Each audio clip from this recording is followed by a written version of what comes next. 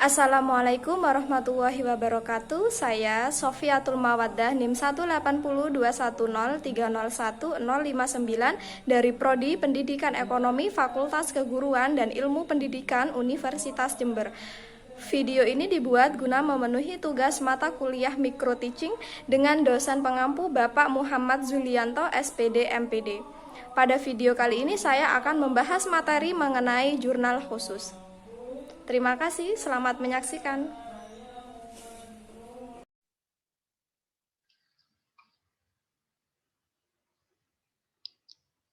Assalamualaikum warahmatullahi wabarakatuh. Waalaikumsalam Waalaikumsalam warahmatullahi warahmatullahi wabarakatuh. wabarakatuh. Selamat pagi anak-anak. Apa kabar? Baik, Bu. Selamat pagi. Selamat pagi, Bu. Alhamdulillah baik, Bu. Alhamdulillah, semoga kita selalu diberi perlindungan oleh Allah Subhanahu wa Ta'ala.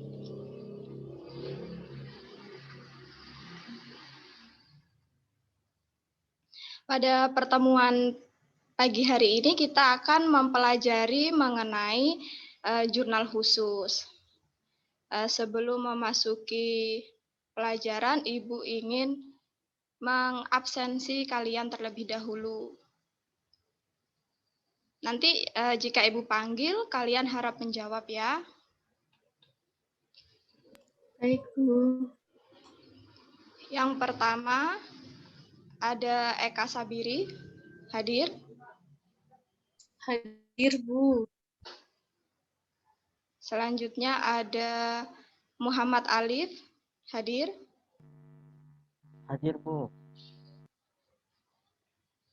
Selanjutnya ada Nurul Ainiatus, hadir. Hadir, Bu. Reka Wahyu Agustin, hadir. Hadir, Bu. Yang terakhir ada Rania, hadir.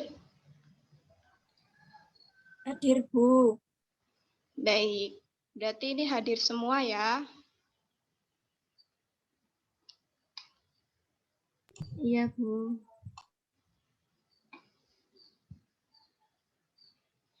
Sebelum kita memasuki materi, sebaiknya kita pemanasan terlebih dahulu ya.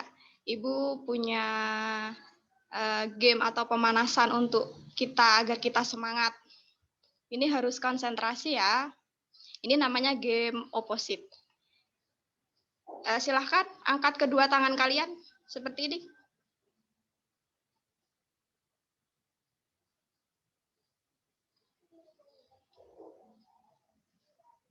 Nah, jika Ibu bilang buka, maka tangan kalian harus mengepal seperti ini. Jika Ibu bilang tutup, maka tangan kalian harus terbuka seperti ini. Bisa dipahami? Bisa, Bu. Baik, Bisa, kita Bu. mulai ya. Kita coba terlebih dahulu. Ibu akan mengucapkannya dengan cepat. Tutup. Buka. Ayo. Buka. Tutup.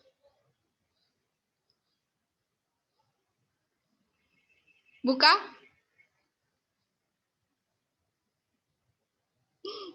Ayo. Bentar ya, Ibu cek dulu.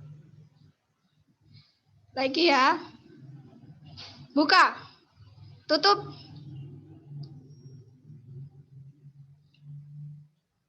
Tutup. Buka. Wah, konsentrasi semua ini ya. Kita tepuk tangan dulu untuk kita semua. Yeay. Selanjutnya langsung aja ke materi ya. Ntar Ibu mau share screen terlebih dahulu.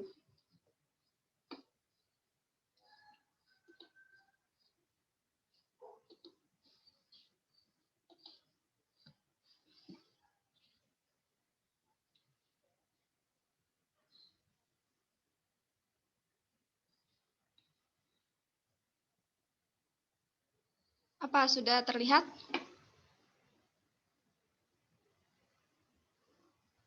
Sudah, Bu. Sudah terlihat. Sudah, Bu. Oke, materi pada pagi hari ini adalah jurnal khusus.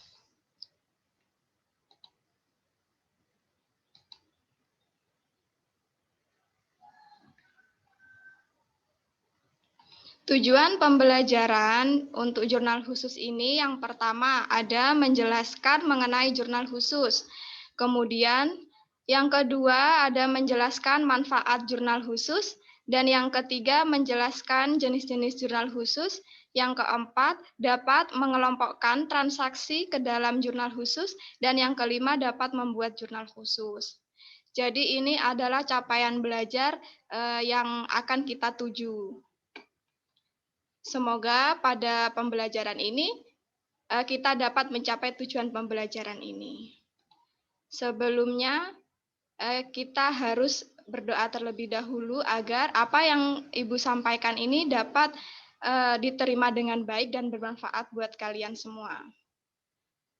Mungkin Mas Alif bisa memimpin doa. Baik, untuk memulai pelajaran hari ini, berdoa menurut agama dan keyakinan masing-masing. Berdoa, mulai.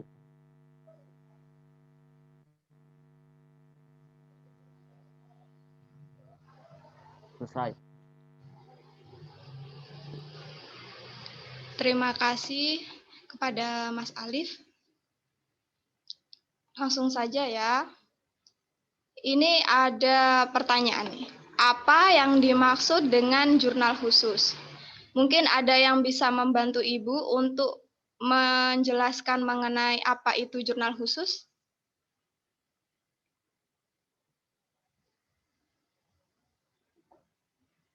Mungkin Mbak Nurul bisa menjawab. Belum tahu, Bu. Belum tahu.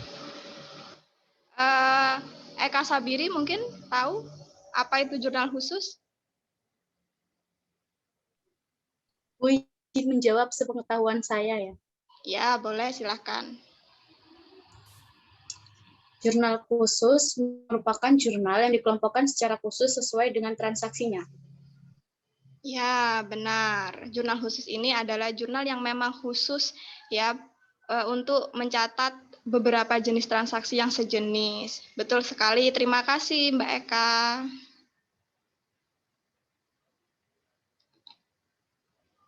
Berikut adalah pengertian dari jurnal khusus. Jurnal khusus adalah jurnal yang secara khusus digunakan untuk mencatat transaksi sejenis yang terjadi berulang-ulang. Prinsip pendebitan dan pengkreditan jurnal khusus pada dasarnya sama dengan yang dilakukan pada jurnal umum. Perbedaannya, akun-akun pada jurnal khusus dibuat berkelompok. Materi jurnal umum sudah diberikan kan ya? Jadi ini sistem Sudah, Bu. Ya, jadi ini sistem pendebitan dan pengkreditannya sama. Jika ada barang masuk, itu dicatat di sebelah debit dan di sebelah kredit itu untuk mencatat barang yang keluar, seperti itu. Kemudian manfaat dari jurnal khusus. Yang pertama ada kemudahan pencatatan secara sistematis. Kenapa dikatakan memberi kemudahan? Nah, biasanya kan dalam perusahaan dagang itu jenis transaksinya berbagai macam ya. Jadi dengan adanya jurnal khusus di mana pencatatannya berdasarkan transaksi yang sejenis, maka ini pencatatannya akan terjadi secara sistematis dan mudah dilacak. Jadi misalkan ada penerimaan kas, nah nanti akan dicatat pada jurnal penerimaan kas. Jadi ketika mencari transaksi mengenai penerimaan kas, langsung membuka jurnal penerimaan kas. Seperti itu. Selanjutnya, yang kedua, mempercepat proses data transaksi. Nah, biasanya dalam perusahaan-perusahaan ini kan arus perdagangannya ini kan lancar ya. Jadi semisal sedang melakukan penjualan, cukup menyediakan jurnal penjualan saja. Jadi ketika ada seorang customer gitu membeli secara kredit, maka bisa langsung dicatat pada jurnal penjualan tersebut. Selanjutnya yang ketiga, mempermudah proses pemostingan ke buku besar. Nah, biasanya kan kalau di materi sebelumnya untuk jurnal umum pada perusahaan jasa, itu kan kita harus mencari terlebih dahulu nih akun-akun yang sejenis. Nah, dengan menggunakan jurnal khusus kita tidak perlu lagi melakukan seperti itu karena transaksinya itu sudah sejenis, jadi tinggal memasukkan nominalnya saja. Selanjutnya, memudahkan pemeriksaan secara berkala. Seperti yang kita tahu ya bahwa seseorang yang bekerja di bidang keuangan ini godaannya besar ya, bisa terjadi kecurangan, bisa memanipulasi transaksi seperti itu. Jadi dengan adanya jurnal khusus ini pemeriksaan secara berkalanya ini dapat dilaksanakan dengan baik karena langsung tertuju pada transaksi yang memang akan dinilai atau diawasi. Selanjutnya, mengurangi resiko pengubahan data. Seperti yang saya jelaskan sebelumnya bahwa untuk bagian keuangan ini resikonya besar terhadap kecurangan-kecurangan. Nah, bisa jadi orang yang bekerja di bagian finance itu ingin merubah data. Nah, untuk mengantisipasi tersebut bisa dilaksanakan atau menggunakan cara ini, menggunakan jurnal khusus. Nah, jadi jika menggunakan jurnal khusus ini lebih terfokus pada transaksi yang sejenis. Selanjutnya ada spesialisasi pekerjaan. Nah, maksud dari spesialisasi pekerjaan ini kan untuk jurnal penjualan itu khusus dipegang oleh bagian penjualan misalkan. Kemudian untuk jurnal pembelian khusus untuk bagian orang yang memang memegang bagian pembelian barang dagang, pembelian perlengkapan, pembelian peralatan, seperti itu. Kemudian mengontrol adanya fraud. Fraud ini kesalahan, kecurangan yang terjadi yang dilakukan oleh seorang orang yang bekerja di bidang keuangan. Ini bisa mengontrol adanya fraud dengan adanya jurnal khusus. Mengenai manfaat jurnal khusus, apa ada yang ingin ditanyakan?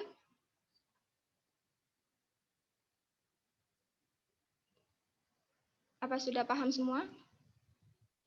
Tidak, Bu, sudah cukup paham. Selanjutnya,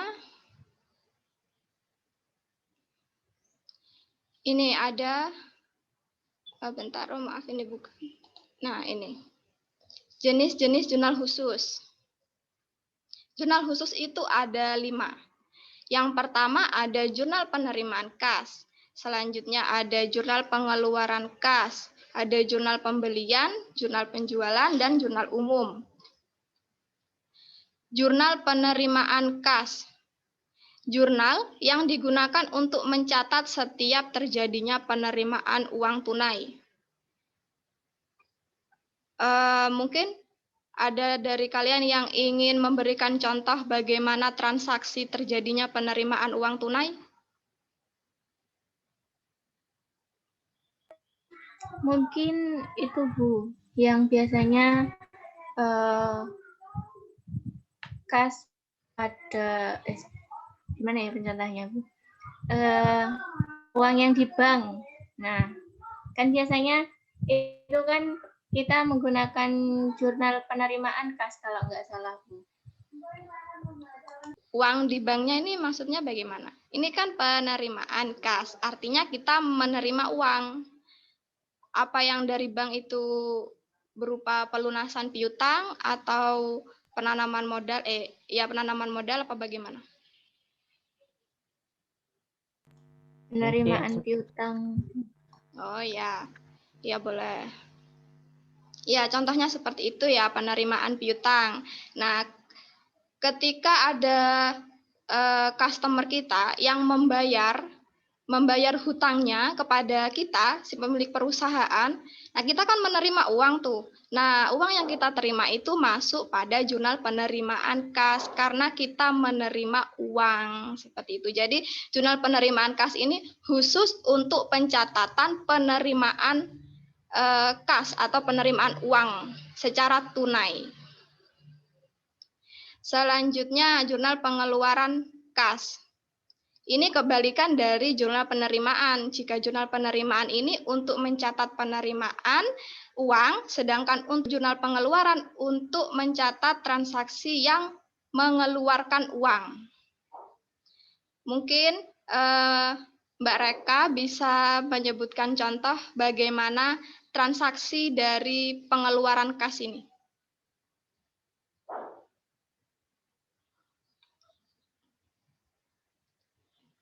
Ayo, Mbak Reka.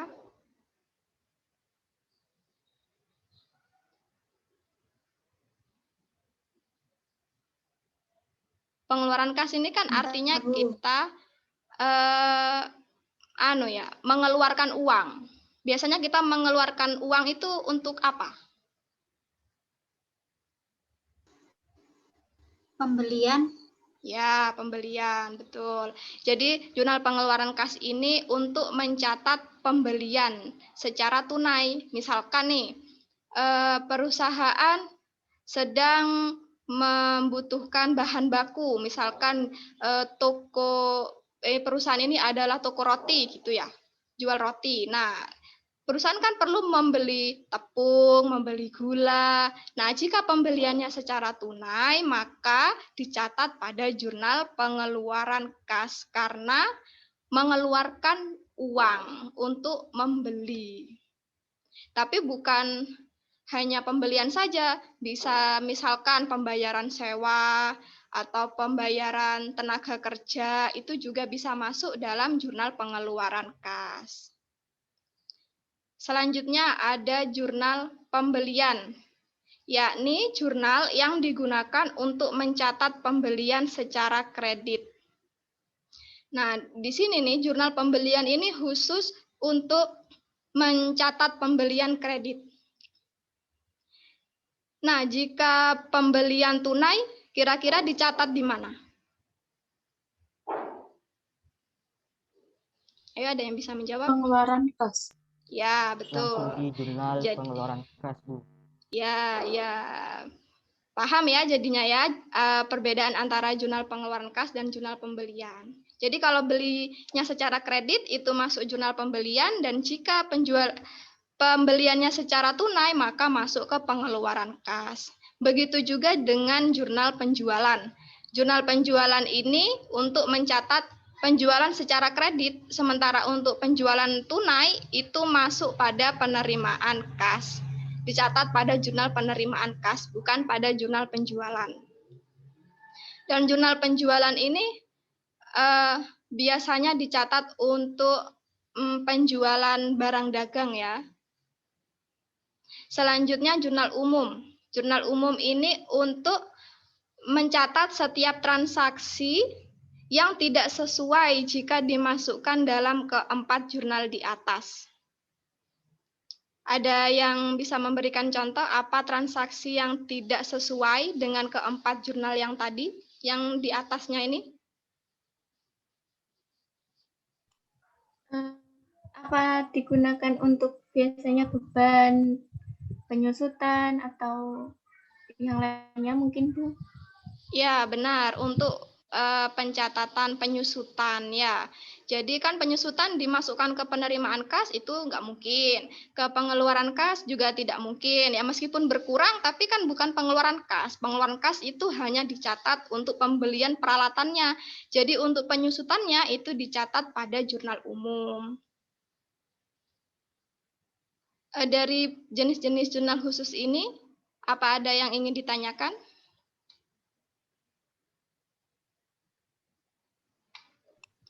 Belum ada, Bu. Oke, lanjut ya.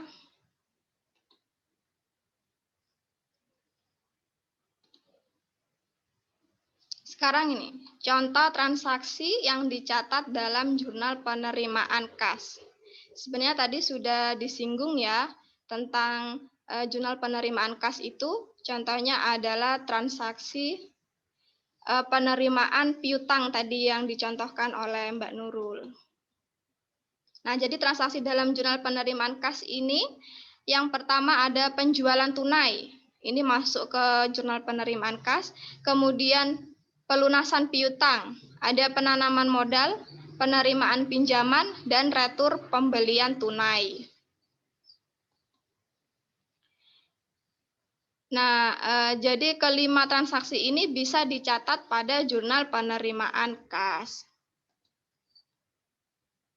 Selanjutnya, contoh transaksi yang dicatat dalam jurnal pengeluaran kas. Yang tadi penerimaan, sekarang pengeluaran. Yang pertama ada pemberian tunai, yang kedua ada pembayaran utang, dan yang ketiga pembayaran beban, ada prive dan retur penjualan tunai.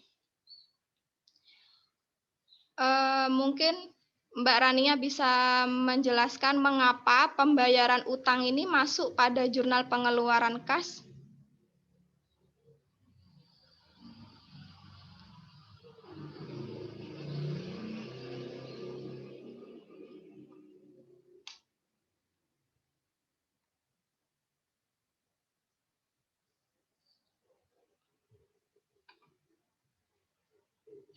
Mana nih Mbak Rania? Mungkin ada yang bisa membantu? Kenapa pembayaran utang ini masuk dalam jurnal pengeluaran kas? Karena membayar, Bu. Mengeluarkan uang. Ya, kenapa Nurul? Karena kalau pembayaran utang berarti kan perusahaannya itu berutang, maksudnya ke orang lain. Nah, sedangkan di waktu itu pembayaran utang berarti perusahaan ini mengeluarkan uangnya untuk membayarkan kewajibannya kepada pihak lain seperti itu, makanya dia masuk ke jurnal pengeluaran kas. Begitu nggak, Bu? Ya, benar. Karena kan ini pembayaran hutang. Dari kata depannya aja pembayaran. Berarti kita mengeluarkan uang untuk membayar. Membayar apa? Membayar hutang.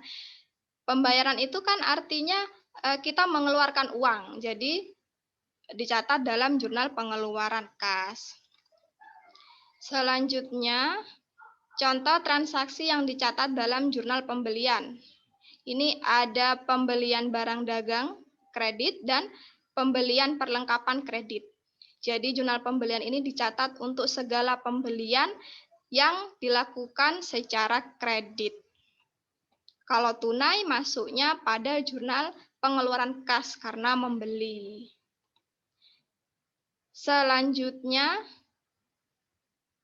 contoh transaksi yang dicatat dalam jurnal pembelian. Ya, ini ada ini salah ya, ini seharusnya jurnal penjualan. Yakni penjualan kredit. Jika tunai, penjualan tunai itu masuk pada penerimaan kas. Karena ketika kita menjual secara tunai, kan kita mendapatkan uang. Jadi masuk pada penerimaan kas. Untuk jurnal umum, ada retur penjualan dan pembelian kredit. Jadi retur penjualan dan retur pembelian ini yang secara kredit ini masuk jurnal umum.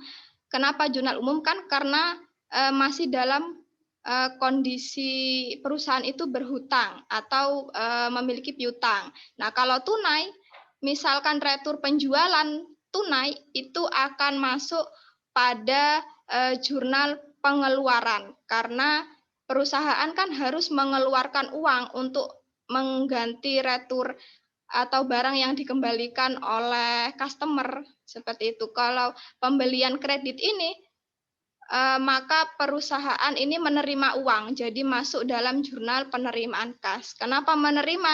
Kan kita misalkan beli kipas angin misalkan harganya 500.000, kemudian rusak. Nah, kan belum sempat dipakai nih, baru dibuka. Itu kan bisa dikembalikan jika memang ada perjanjian ketika dikembalikan ke tokonya, pasti uang kita kembali kan? Karena uang kita kembali, maka masuk pada penerimaan kas. Nah, selanjutnya ini ada format jurnal penerimaan kas. Ini jadi untuk jurnal penerimaan kas, tabel yang bisa kalian gunakan yang berisi seperti ini. Yang pertama ada tanggal. Tanggal ini diisi tanggal terjadinya transaksi. Kemudian keterangan ini adalah keterangan transaksinya. Transaksinya itu berupa apa, penerimaan apa, itu harus ditulis di sini. Kemudian ada nomor bukti. Nomor bukti ini biasanya terdapat pada bukti transaksi. Kemudian tinggal dimasukkan sudah nominalnya berapa, kasnya berapa. Misalkan jika ada potongan penjualannya berapa, seperti itu. Dan untuk di sisi sebelah kredit, ini ada piutang dagang, kemudian penjualan, kemudian ini ada serba-serbi. Serba-serbi ini bisa diisi selain piutang dagang dan penjualan. Selanjutnya jurnal pengeluaran kas. Di sini ada tanggal sama, nomor bukti, perkiraan yang didebit, kemudian ada utang dagang, ada pembelian, serba-serbi, kemudian di kredit ada kas dan potongan pembelian. Di sini yang perkiraan yang didebit ini sama juga dengan keterangan yang di jurnal penerimaan kas tadi. Jadi transaksinya itu transaksi apa, seperti itu dicatat di sini. Selanjutnya ada format jurnal pembelian. Jadi di setiap jurnal ini pasti tertera tanggal ya. Kenapa tertera tanggal? Karena kan memang jurnal itu untuk mencatat transaksi harian ya. Jadi transaksinya itu kan banyak. Jadi nggak mungkin kita ingat kalau nggak ditulis tanggalnya. Dan tanggal ini juga berfungsi saat kita mau membuat laporan, itu harus di cross check kan tanggalnya itu tanggal berapa terjadinya. Jadi itu tanggal bisa juga digunakan untuk mengantisipasi adanya kecurangan. Selanjutnya ada format jurnal penjualan. Ini ya bisa kalian lihat ada tanggal, keterangan, nomor bukti, di sebelah debit ada pembelian, kemudian ada serba-serbi.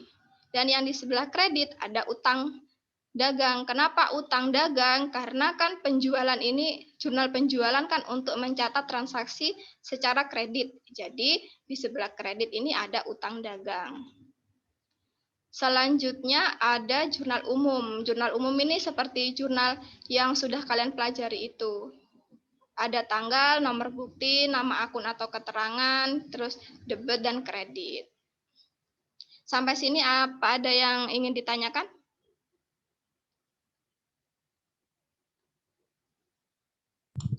Belum ada, Bu. Baik, kalau sudah, ini untuk transaksinya apa bisa dipahami? Transaksi apa saja yang masuk dalam jurnal pembelian, dalam jurnal pengeluaran? Sudah dipahami ya? Sudah, Bu. Nah, jika sudah, kita akan mencoba untuk latihan mengerjakan transaksi. Nanti kita masukkan ke dalam jurnal. Bentar ya, Ibu stop dulu.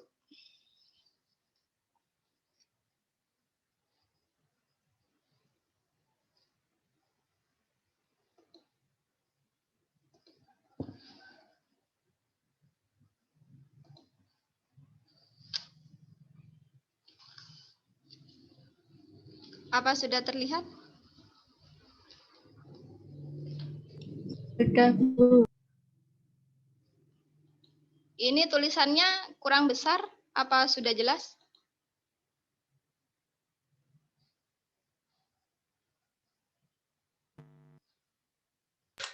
Dibesarin sedikit, nggak apa-apa, Bu.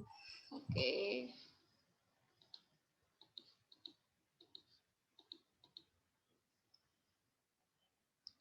Segini ya. Ya. Nih, ada contoh soal.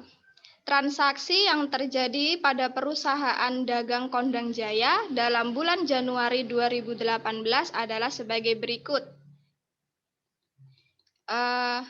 Yang pertama, ini kan terjadi pada bulan Januari. Jadi, ini ada Januari, kemudian tanggal transaksinya tanggal 2.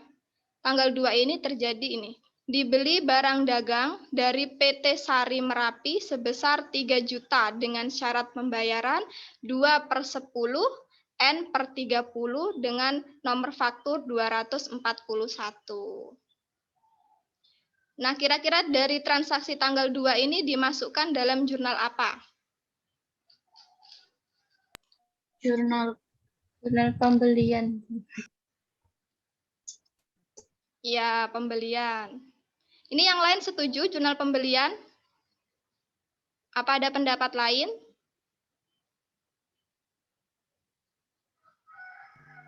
Setuju, Bu. Setuju. Kenapa ini kok masuk ke dalam jurnal pembelian? Karena itu Bu, tidak pembayaran langsung. Ya, secara kredit ya. Ini secara kredit dapat diketahui dengan adanya ini. Adanya faktur. Faktur 241. Biasanya kalau tunai itu menggunakan nota kontan. Jika nota kredit itu adalah transaksi retur. Jadi karena ini faktur dan di sini ada syarat pembayaran 2/10 N/30 yang artinya jika membayar dalam jangka waktu 10 hari maka mendapatkan diskon 2%. Ya, jadi ini masuk ke dalam jurnal pembelian. Sekarang kita catat dalam jurnal pembelian. Ini Januari tanggal 2. Nomor fakturnya 241 dengan keterangan apa? Ayo keterangannya. Nih, Biar apa tadi? kira-kira keterangannya apa jika soalnya seperti ini?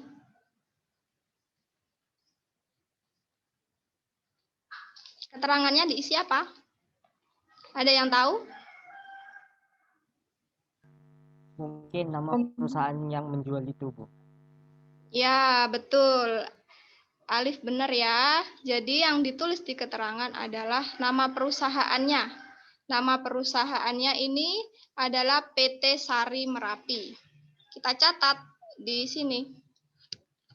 PT Sari Merapi. Kemudian syarat pembayarannya 2/10, N/30.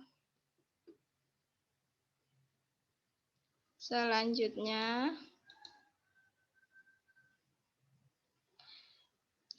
ini masuk yang di debit ini dicatat di sebelah mana? Di pembelian, perlengkapan toko, atau di serba-serbi?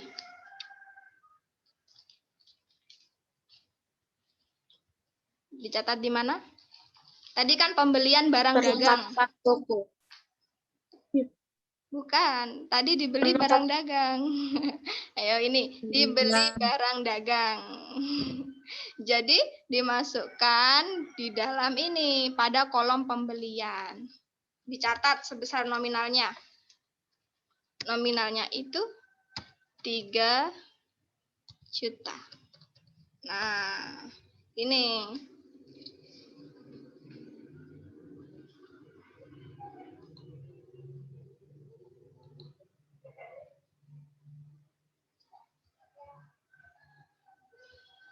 Nah, di sini kan karena kredit jadi kreditnya ya cuma utang gitu ya. Jadi di sini tetap ditulis 3 juta. Selanjutnya transaksi tanggal 3. Dibayar kepada PO Aman Beban pengangkutan barang dagang yang dibeli dari PT Sari Merapi sebesar 60.000. Kira-kira dicatat di jurnal apa ini? Beban pengangkutan. Pengeluaran. Pengeluaran kas. Ya, betul, di pengeluaran. Kita catat di pengeluaran kas. Tanggal 3 Januari. Keterangannya diisi apa? Nama tokonya. Iya, bisa. Ini karena ini kan bukan ini ya, bukan customer atau supplier, jadi ini ditulis ininya aja, beban pengangkutan barang dagang gitu. Bisa juga dimasukkan nama perusahaannya juga bisa. Tapi biasanya ditulisnya beban pengangkutan. Di sebelah, ini dicatat di sebelah mana? Di pembelian, utang usaha, atau di serba-serbi? Utang usaha. Bukan, ini kan tadi dibayar pengangkutan. Ini bukan utang karena dibayar. Jadi masuk pada kolom serba-serbi. Ya, akunnya namanya beban angkut. Sebesar berapa tadi? Lihat, 60.000. Dicatat. 60.000. Selanjutnya,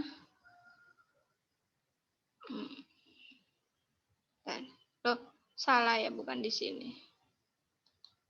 Ini, Iya, Bu, salah. ya, bentar. Ini dicatat di sini. Beban angkut. Jumlahnya 60.000.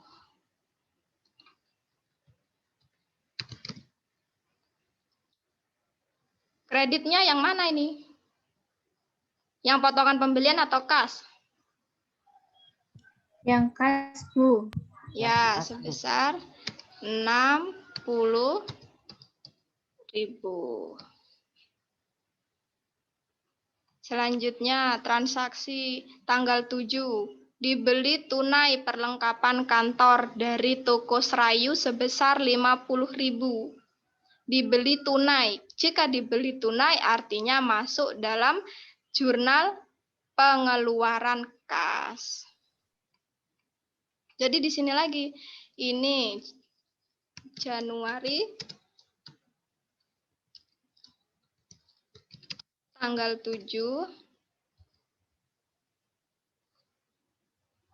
sebesar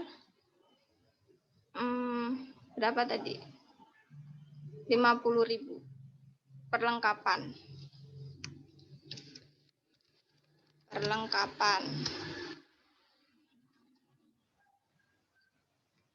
Sebesar 50.000.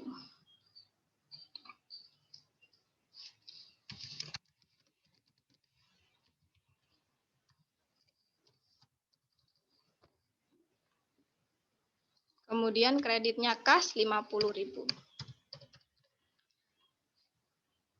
Nah, ini kenapa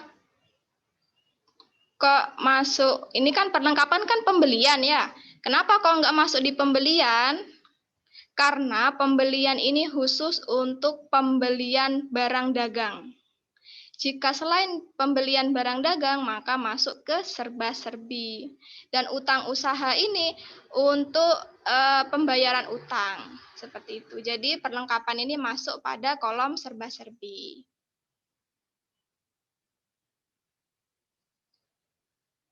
Selanjutnya,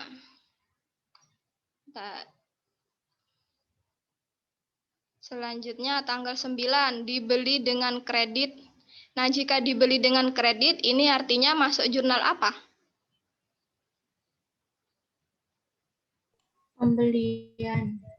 Ya, masuk jurnal pembelian dari toko Galunggung sebesar 1 juta. Jurnal pembelian. Ini tanggal berapa tadi? Tanggal 9. 9.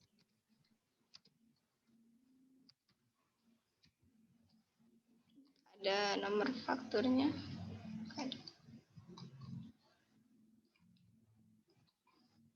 Keterangannya ditulis pembelian peralatan.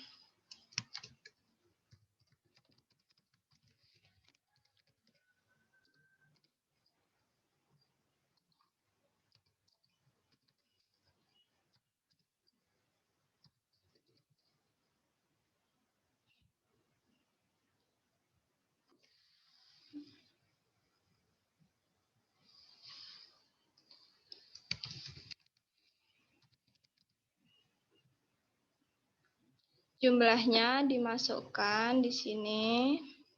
Jumlahnya sebesar 1 juta.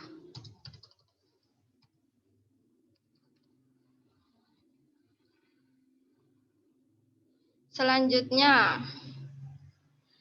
tanggal 10 dibeli dengan kredit dari toko Ciliwung. Perlengkapan sebesar 100.000. Ini masuk ke jurnal pembelian lagi karena secara kredit.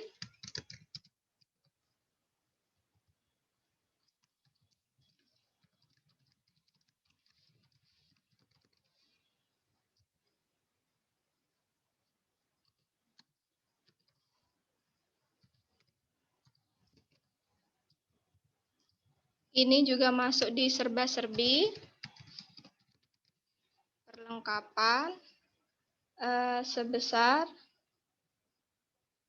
100.000. Oh, maaf, ini ada perlengkapan ya. Jadi langsung aja. Perlengkapan 100.000.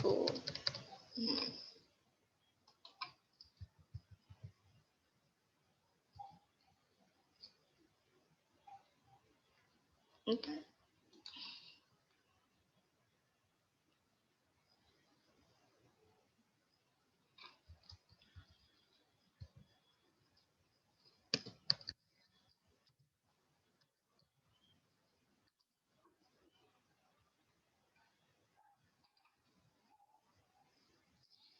Selanjutnya,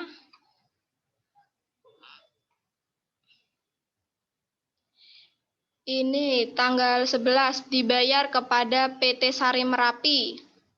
Ini kira-kira masuk ke jurnal apa? Jurnal pengeluaran kas.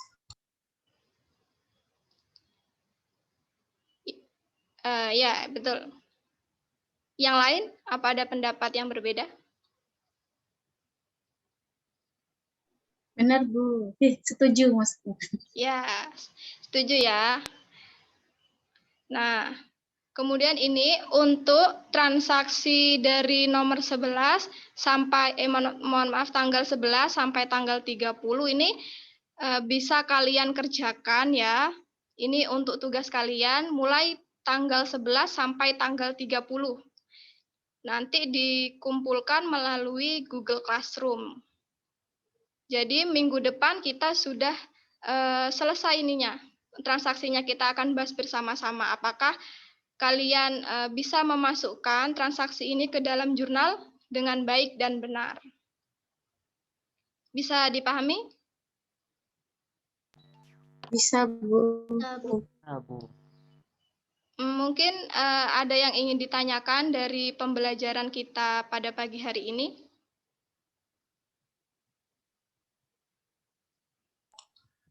Cukup, Bu.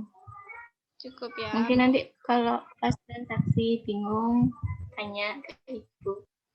Oke, baik.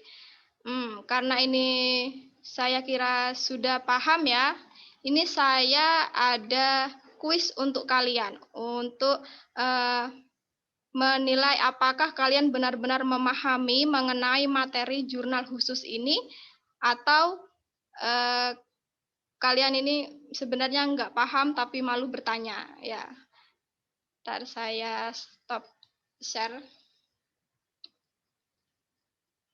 Saya kirim linknya melalui chat Zoom ya. Ya, Bu.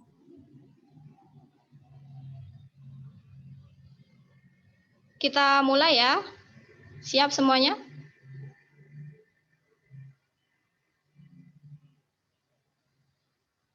Sudah Ya, siap? Bu. Oke, 1, 2, 3.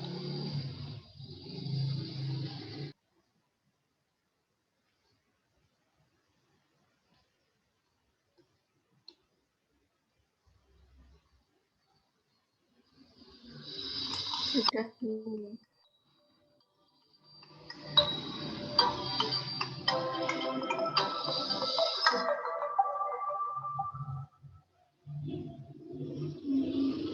Yeay, yang menang adalah Mas Alif.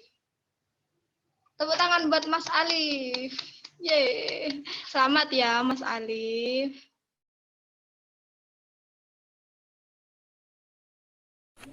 Sebelum kelas virtual ini Ibu tutup, mungkin ada yang bisa membantu Ibu untuk mencoba menjelaskan kembali apa itu jurnal khusus. Silahkan yang ingin menyimpulkan mengenai pembelajaran pada pagi hari ini. Mungkin Mbak Reka bisa menyimpulkan apa itu jurnal khusus. Jurnal khusus adalah jurnal yang digunakan untuk mencatat transaksi yang sejenis yang terdiri dari jurnal umum, jurnal pembelian, jurnal penjualan, jurnal pengeluaran kas, dan jurnal penerimaan kas.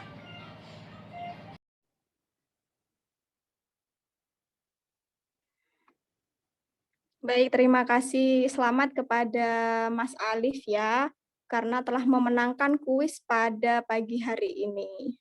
Untuk teman-teman yang lain, jangan berkecil hati meskipun tidak menjadi juara pada kuis pagi hari ini. Mungkin kita